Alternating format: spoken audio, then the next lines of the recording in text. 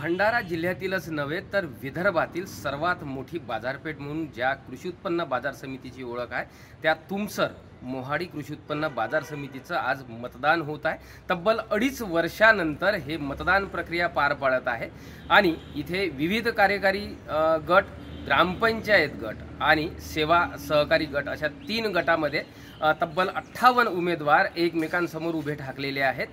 विद्यमान इथले राष्ट्रवादी काँग्रेसचे आमदार राजू कारेमोरे यांची या निवडणुकीमध्ये मोठी प्रतिष्ठा पणाला लागलेली आहे। सोबतच भाजपचे आणि बंडखोर भाजपचे माजी आमदार चरण वाघमारे यांनी या निवडणुकीमध्ये काँग्रेससोबत हातमिळवणी केलेली आहे। तर राष्ट्रवादी शरद पवार गटाचे जिल्हाध्यक्ष किरण अतकरी यांनी भाजपसोबत हातमिळवणी करून इथे वेगवेगळे 3 गट एकमेकांसमोर उभे केलेले आहेत आणि याची आज निवडणूक तब्बल 2.5 वर्षानंतर होत असलेल्या निवडणुकीचं आता मतदान प्रक्रिया सुरू झालेली आहे। हळूहळू या मतदान केंद्रावर मतदार राजा येत आहेत। आपल्यासोबत या मतदान केंद्रावर आपण मोहाडीच्या मतदान केंद्रावर आहोत।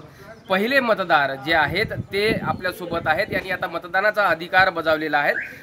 काय सांगाल काका, तुम्ही पहिला मतदान बजावलेला आहे तर काय भूमिका आहे, कुठल्या मुद्द्यावर तुम्ही ही मतदान करता? मला कृषी उत्पन्न बाजार समितीचं तुमचं चांगला कारभार चालला पाहिजे या उद्देशाने मी व्होटिंग केलेलं आहे।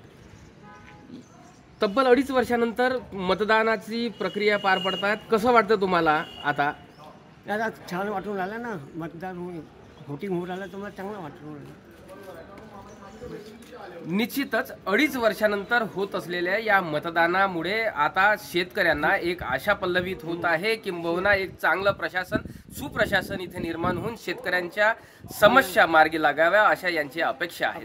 बघूया उद्याला होणाऱ्या निवडणुकीच्या मतदानामध्ये कुठल्या गटाला हे मतदार जिंकून आणते याकडे आता सर्वांचे लक्ष लागलेलं आहे। आज सायंकाळपर्यंत हे मतदान प्रक्रिया पार पडणार आहे। प्रशांत देसाई, एबीपी माझा, मोहाडी, भंडारा। एबीपी माझा, उघडा डोळे बघा नीट।